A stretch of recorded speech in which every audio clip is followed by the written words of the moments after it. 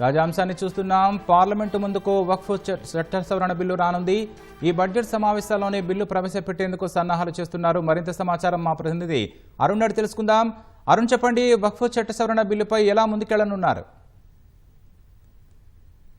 చట్ట సవరణకు సంబంధించినటువంటి కీలకమైన 2 బిల్లులను కేంద్ర ప్రభుత్వం ఈసారి పార్లమెంట్ ముందుకు తీసుకురాబోతుంది. ఇప్పటికే ఈ బిల్లుకు సంబంధించినటువంటి వ్యవహారంలో కేంద్ర ప్రభుత్వం గతంలో పార్లమెంట్ లో చర్చకు వచ్చినప్పుడు, గతంలో పార్లమెంట్ లో బిల్లు పెట్టినప్పుడు వచ్చినటువంటి డిమాండ్లు, ప్రతిపక్షం నుంచి వచ్చినటువంటి ఆరోపణలు, వీటన్నిటి నేపథ్యంలో వక్ఫ్ చట్ట సవరణపై కేంద్ర ప్రభుత్వం నరేంద్ర మోదీ నేతృత్వంలోని ప్రభుత్వం ఏర్పాటైన 3వ ప్రభుత్వం ఏర్పాటైన తర్వాత తొలి జేపీసీ జాయింట్ పార్లమెంటరీ కమిటీ ఏర్పాటు చేసింది.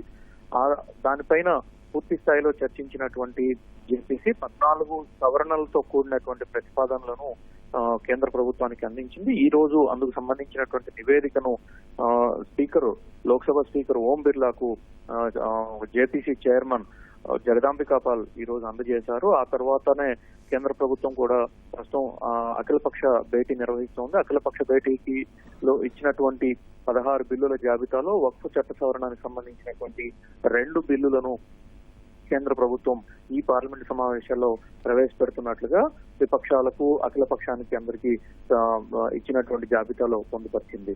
ఆ నేపథ్యంలోనే ఈ పార్లమెంట్ సమావేశాలు, అంటే రేపటి నుంచి ప్రారంభమయ్యేటువంటి బడ్జెట్ సమావేశాల్లోనే వక్ఫ్ చట్ట సవరణకు సంబంధించినటువంటి 2 బిల్లులను కేంద్ర ప్రభుత్వం తీసుకొచ్చి వాటిని చట్ట రూపంలో వాటన్నిటిని అమల్లోకి తీసుకురావాలనేటువంటి యోచనలో కేంద్ర ప్రభుత్వం ఉంది. అందుకు అనుగుణంగానే నివేదికను కూడా ఇప్పటికే అందించారు. కాబట్టి తదుపరి బిల్లును పార్లమెంటు ముందుకు తీసుకురావడానికి కేంద్ర ప్రభుత్వం సిద్ధమైంది.